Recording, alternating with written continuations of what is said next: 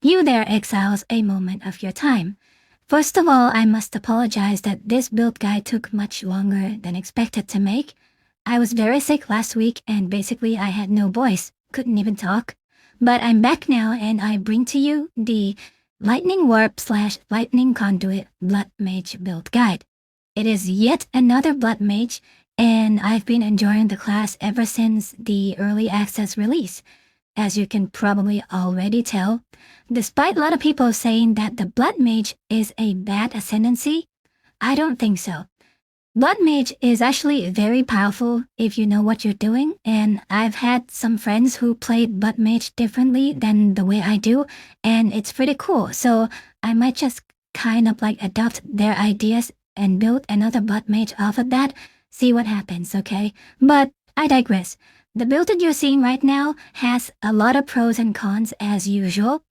The pros is that it is a very fast class to move around. It has really high mobility if you know what you're doing, high damage both in map clear and boss.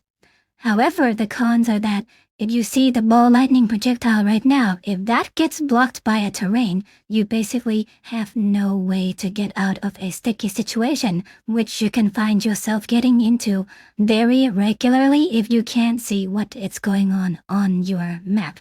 So, without further ado, let's get into the build and see what this is all about. So this is the character right now. We are sitting at our throne and it's level 95, actually almost 96 at 67%, so I hope I don't die. We have 2.7k health, 6.1k ES, and 2k mana with 179 spirits. The resistances look great except for chaos. Now, this is actually very, very dangerous because some poisons can really get you. In PoE1, 38 chaos resist is pretty good, but not in PoE2, okay? And the reason is that your chaos resistances don't get lowered as you complete the acts and entering the endgame. It stays at 0% if you have all your gears removed. In PoE1, chaos resistance also goes down to -60, okay? And with the current meta right now being mine over matter CI, mana stacking, people just don't care about chaos.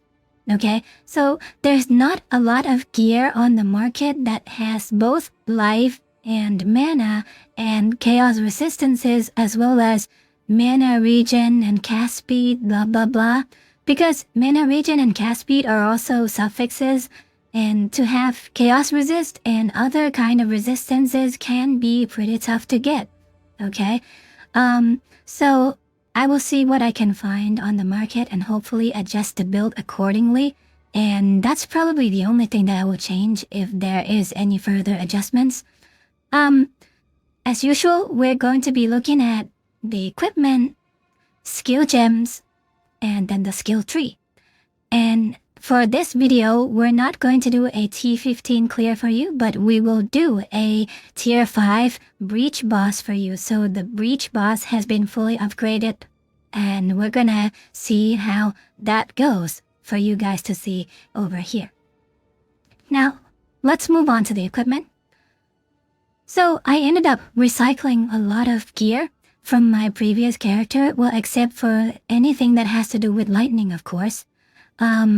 So I got this one for actually only 5 divines, but it didn't look like this when it got here. Okay, so you're gonna notice that the bottom mod that says gain 42 life per enemy killed, it came in with gain 2 to 3 mana per enemy killed, okay? But everything else looked the same, and I just thought that that was pretty darn cheap, considering like without a cast speed or anything. Okay, so I was hoping to do some Omen of Whittling to get like whatever it is that's better than 2 to 3 mana per kill, cause you know, it can't get any worse, right?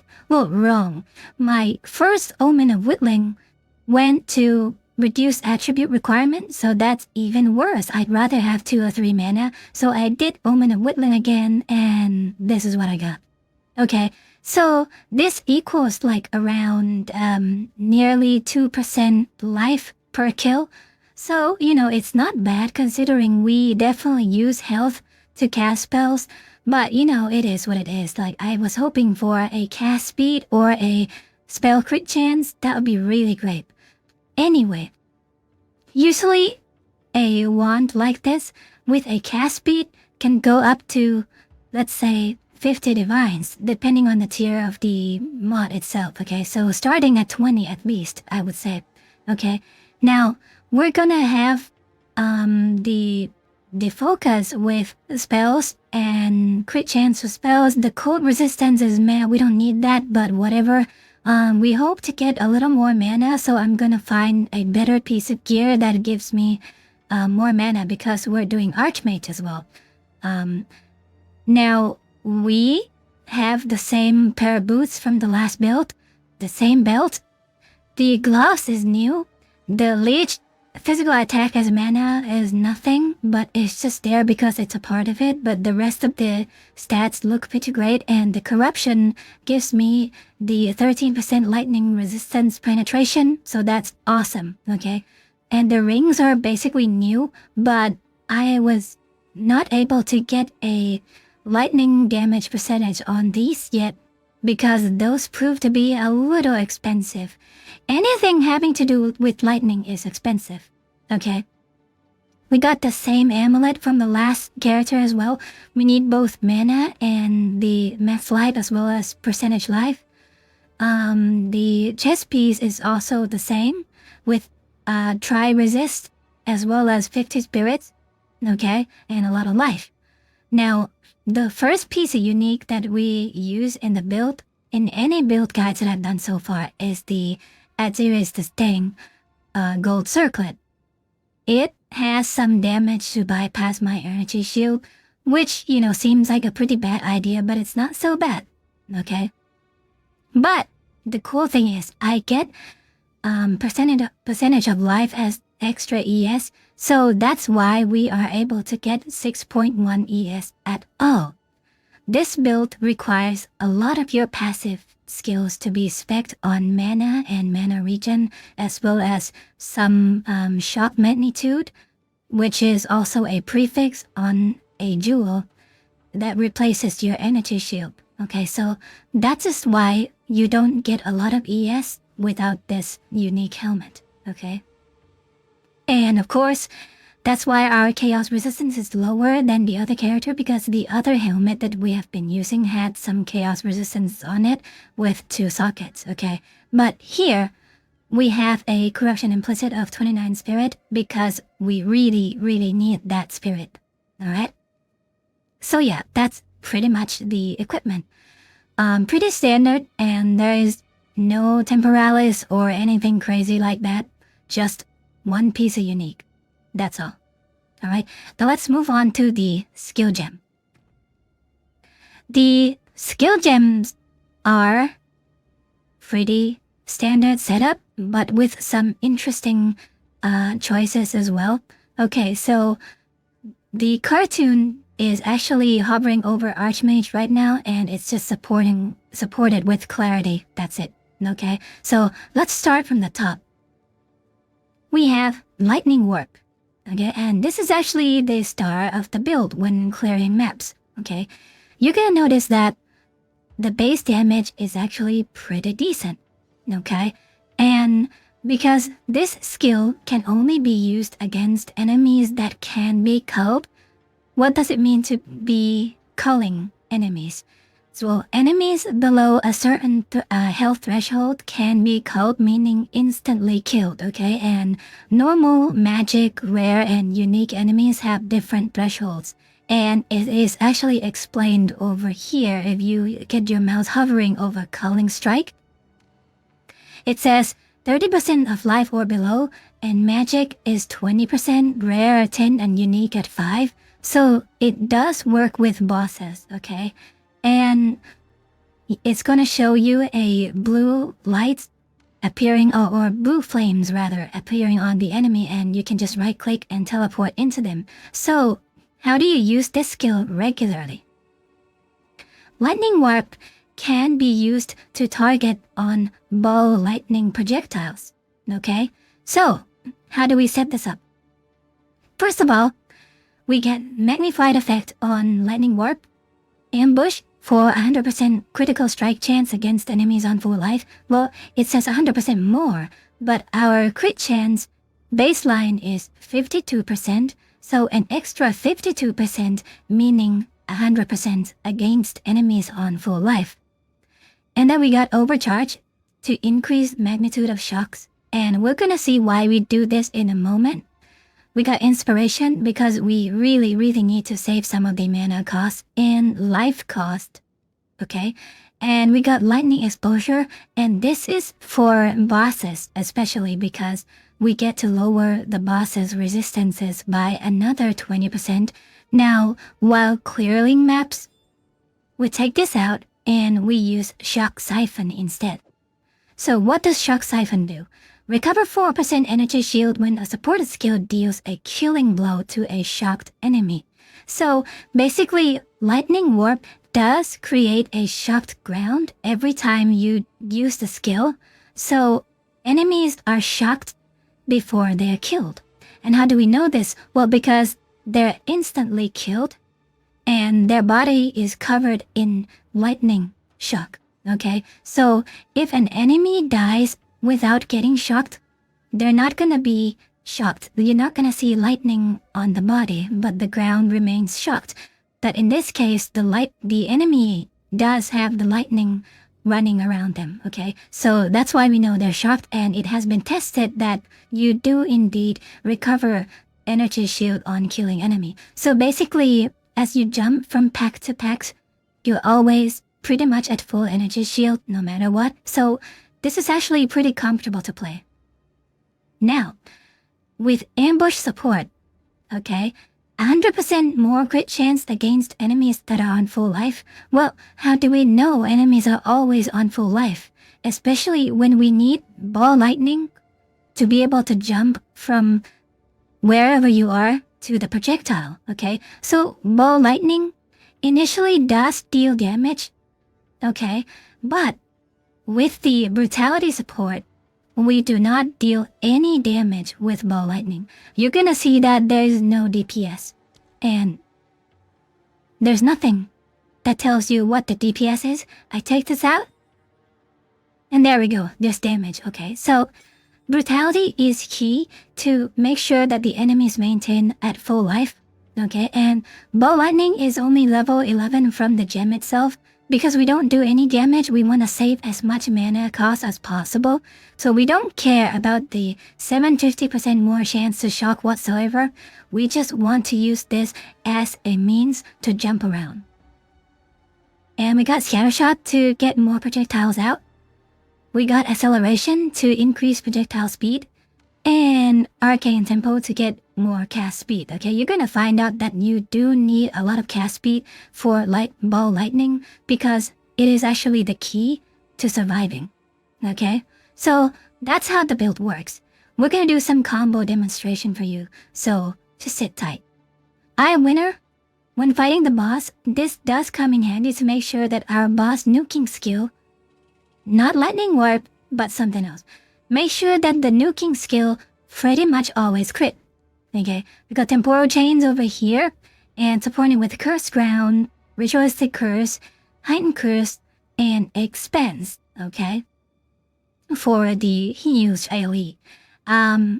We do have Conductivity over here as well, because we have Whispers of Doom Keystone, which gives us the use up 2 curses at the same time. Now, for Arc, it's just here so that I can just kill some stranglers that just don't die for whatever reason. And we got chain over here because Arc does deal more damage for each remaining chain by 15%. So how many times does it chain? 16. So 15 times 16 equals, I don't know, whatever it is, okay? So pretty much you're going to do a lot of damage to that one enemy that is still being left behind. Just to make sure that it crits though, because if it doesn't crit, then we do like 6 times less damage, okay? And Conductivity, we got Persistence on it because there is no Cursed Ground on here or anything, okay? And the reason we have Cursed Ground on Temporal Chains is because a Cursed Ground activates instantly. You do not need for the inscription to blow up or to like highlight for the curse to activate, because curses in PoE2 does have activation time, and you can see that easily when the curse lights up and just kind of like poof, like that. Okay, so curse ground eliminates that activation delay. Okay, so that's why we have temporal chains. With curse ground, it actually also gives us a lot of survivability because we have our second weapon dedicated to curse alone. Well, speaking of second weapon, actually, let's go back real quick. There's nothing on here that gives me more gem level or anything. Just a bunch of mana regen, some extra mana, and cast speed. Because we need that when we're doing the curses, okay? Now, we got cast on shock, and we used detonate dead with it. Level 9 from the gem, so it's pretty comfortable to clear the maps itself. And we got impetus, energy retention, just the standard for any kind of like triggering spells, and spell cascade. Okay, so that it detonates 3 corpses at the same time. And since we are always always shock enemies on the ground, we're just gonna be casting these spells pretty regularly. Okay, and the denser the monsters, the more denser. Yep. The denser the monsters are, it means we're gonna cast detonate date a lot more. Okay, now here comes the star of the build. It's lightning conduit. Okay, so I hope you can see what's going on. Yep. Okay, I'm just gonna move my head a little bit. Okay. Now, lightning conduit is very special because the base damage isn't that high for sure, but it's got 100% more damage with hits per 5% shock on the enemy. And we shock for 81%. So that's like what? A lot more, like 1600 times? No, 1600% more damage per hit. Okay? So that's a lot of damage. And we got considered casting to make sure we get even more damage. Lightning Mastery for that extra damage. Okay, so if we take this out, DPS goes from 47 to 42. Now, don't be fooled by this number, okay? Because DPS just basically means pre-shock, alright? So this does not include your shock effect whatsoever, alright? And we got Elemental Focus. We cannot inflict elemental ailments with this skill, but we don't need that anyway because this skill does consume the shock to do more damage. Okay? So yeah, we got 25% more elemental damage and inevitable critical to make sure that we are at least at 67% critical chance. Okay, we can go higher, but again, we don't have a better one at the moment. Alright? Now, we got electrocute just because we can. Why not? Sure, we can get some extra lightning penetration, but that will multiply our mana cost and life cost even further. This skill consumes a lot, and I'm talking about 1,000 mana and 861 life, which is insane. Okay, and a lightning penetration will change it to 1,200 mana and 1,000 life, which is nuts. Okay, I mean, it depends on the situation, but you're gonna see that one cast of this skill drains so much of your health. Let me just get up and do this for you real quick. See, that's already half health, even though my cartoon is in the way you can see. Okay, from the health bar also, and look at the mana. Okay, so that's insane. Alright, 2 casts, and you're out of health to cast a spell. So, if I were to take this out and just put electrocute in, you can pretty much do 3 casts with it. Okay, and assuming that you hit an enemy, you will instantly leech to full health, because this skill does so much damage that 10% leech out of 10 million is 1 million health. Okay, so there's no cap on maximum leech in PoE2 yet, unlike PoE1. Okay, so the more damage you do, the more health you will reach. Well, of course, it stops whenever your life is filled up. Okay, so that's important to know as well. Now, we have Archmage, obviously. Okay, and then Clarity supporting over here, as we said before.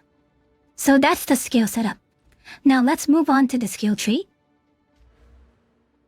Again, starting off with the Blood Mage Ascendancy, we're taking the left side of the Ascendancy class, which gives us the increased crit damage per 40 life, and base crit for all spells is 15%. Now, I just want to mention that this just makes the Blood Mage viable for any spell, as long as you can figure out the combos required to use those spells, okay? And manage your health and mana cost, obviously. That's why it's so powerful. And don't fool yourself with the rumors that Blood Mage sucks, because it does not suck, let me tell you that. Okay? Sure, Gemling is great. Storm is great. And whatever it is that's on the meta right now, they are better. Don't get me wrong. They are definitely better. But of course, it means that if you play anything that has to do with a meta builds going on right now, your equipment and everything else is going to be very expensive. So this is kind of like an alternate way to play the game without having to spend too much. Though I would say that anything having to do with lightning is still very expensive. Okay? So just to be clear. Alright. Now, the setup looks pretty standard, and the reason we got some lightning penetration over here is that we need some extra decks for some skill supports that we have right now. You're gonna see that we have 5 out of 7 decks. Yeah, I think we got rid of something over here, so that's why it's not 7 out of 7 anymore. So maybe we'll change that back to int. So this will become 5 out of 6. Okay, so this dex over here proved to be very, very helpful. And of course, we got some critical. Anything having to do with critical, we grab. Okay? Yeah, and we got some energy shield for sure. Energy shield, anti-shield as stun threshold. And we got some mana and some spell damage per 100 maximum mana. Although it's only 2k, it's actually quite a lot of spell damage. So 2k for 3% per 100 maximum mana is actually 60% increased spell damage. So that is a lot. So we grab the increased maximum mana as well, because Archmage does scale with maximum mana. And even with 2k, you're gonna notice that if we turn Archmage off, this skill does pretty much almost half the damage, okay? So I thought it wouldn't be significant at first, but then it proved to be extremely valuable. So anything having to do with lightning, you pretty much need Archmage to help you out. We got some ints over here, and because our lightning skills do have increased damage per 10 intelligence, and we got some magnitude of shock, as well as on most of the jewels, we got shock magnitude and crit damage bonus and spell damage, okay? The curse duration is meh, but you can have those if you want to. And recover mana on kill, obviously. Recover more mana on kill. Faster startup energy shield is meh, but you know, you can kind of like change that to increase shock magnitude as well. We have the shock magnitude over here too. More shock magnitude and 2% life on kill. This is not needed whatsoever, but if you're gonna want to get mana on kill, then be prepared for an extra divine, or actually 10 extra divines. Those jewels are very expensive. And of course, we got some more magnitude of shock and mana regen. Okay, so we're stacking as much shock magnitude as possible because we want that lightning conduit to do a lot of damage. And don't get me wrong, lightning warp also does more damage to shocked enemies, and we have 81% shocked, meaning if anything doesn't die, you're gonna actually kill them on the second cast because they take 81 increased percent more damage. Increase, sorry. But yeah, anyway. So yeah, anything else it looks pretty much standard. So we grab some extra ES over here, some extra mana, some ES and mana regen. Oh, increased intelligence as well. Okay, so the more int you got, the more mana you got. Okay, and let's look at our first weapon skill sets. You're gonna see all of them in red, so anything having to do with lightning that we can, or some of the critical notes, as well as these lightning penetrations, and there's that one extra too, okay? And the reason we do this is because we don't have enough skill points. We got these elemental notes over here, so we get the all elemental resistance as well as a percentage increase elemental damage unconditionally, and magnitude of non-damaging ailments, which means shock as well.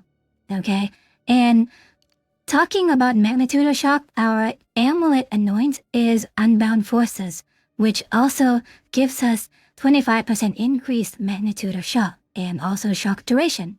I don't know if this does work with shocked ground because the shocked ground stays for only 10 seconds like what it says on the skill, and I don't know if that means the shock effect is retained on the monsters after they leave the shocked ground for 4 seconds. I have no clue, and I have not been able to test it personally, okay, even though I've played many hours on this character, okay, so I might need to find out if that is the case, okay? So, yeah, that's pretty much the skill tree, okay? And the second weapon set is, as you know, all about the curses, okay? And even with Whispers of Doom that double our curse activation delay, it's not really that big of a deal because these cursed notes actually gives us increased effects as well as faster activation delay. Okay, so, you know, it's not big of a deal. And we grab the AoEs for the curse, so you're gonna see in a bit what that means, okay? So that's pretty much the entire skill tree. Be sure to check out Mac's role down in the description if you need to take a look at this extra carefully, okay? Now, let's do some combo demonstration, okay? So, with Ball Lightning, just cast it up and you just jump around, and you can also kind of like walk back to actually stay at a safe distance before you commit to a jump, because you want to know where you're jumping into or what you're getting yourself into basically. So if you can or cannot kill something, you probably know right away if that was the case, especially enemies with mana siphon. Those can get you in trouble very quickly, okay? So this is kind of like a safeguard method, okay? Just walk back a little bit and jump around. Note that if you cast Ball Lightning up, you can indeed jump from impassable terrain, okay? So that's really cool. I mean, jump over impassable terrain, okay? Now, with your lightning conduit, okay, what you need to do is that you need to lay down the sigil of power, lay down the curses, and then the Eye of Winter. You're gonna notice that these skills, the curses and the Eye of Winter, they all are set to be used on the second weapon. Because, well, we need the AoE, and even though Eye of Winter doesn't really benefit from AoE, it does in fact get cast a lot faster when you have cast speed on your offhand, as well as not having to swap weapons around, okay? So, here's how it looks like. 1, 2, 3, 4. Like 3 times, and then jump, and then that. Okay? Now, of course, you can lay down the soft ground before all of this, but I just want to make sure that we get at least 3 casts of Lightning Conduit before the soft ground expires. Okay? And this is just arc. Nothing special. Okay? So, that's the combo. Now, let's head over to the breach and see how we do. We actually don't have the key right now, so we're just gonna buy one. Level 92, so the breach is fully upgraded.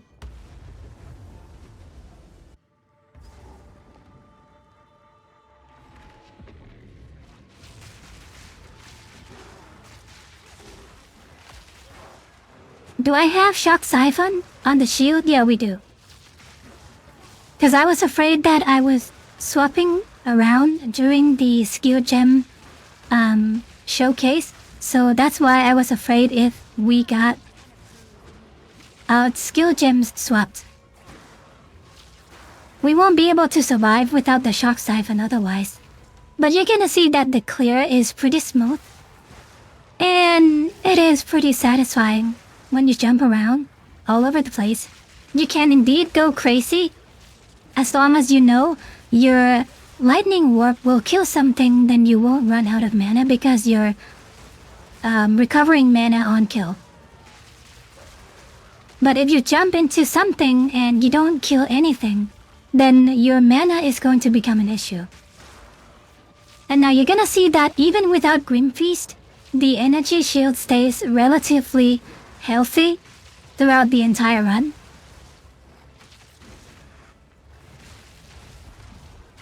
So that was Arc just now. The Stranglers are not worth spending that much mana to just kill them, so that's why I just use Arc to kind of like dispose of any single or double remaining foes.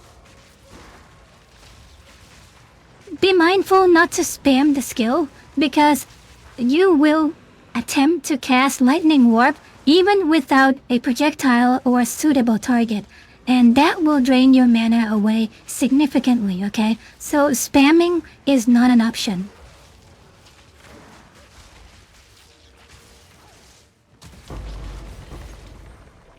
Okay. Oh. Now we get some rings to use essences on. We need a spirit, but never mind. Oh, and the wand as well. There we go. Now, swap it out to lightning exposure. We don't need the Shock Siphon anymore. Okay.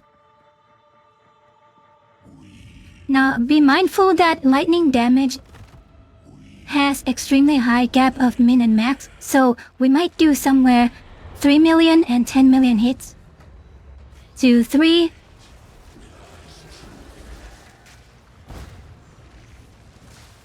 $10 million. 5 million. 7 million. Okay. Now we're gonna have to be careful a little bit with this.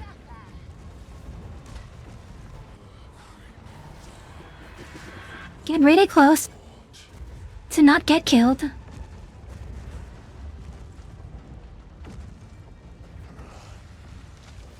Okay, I was waiting for that.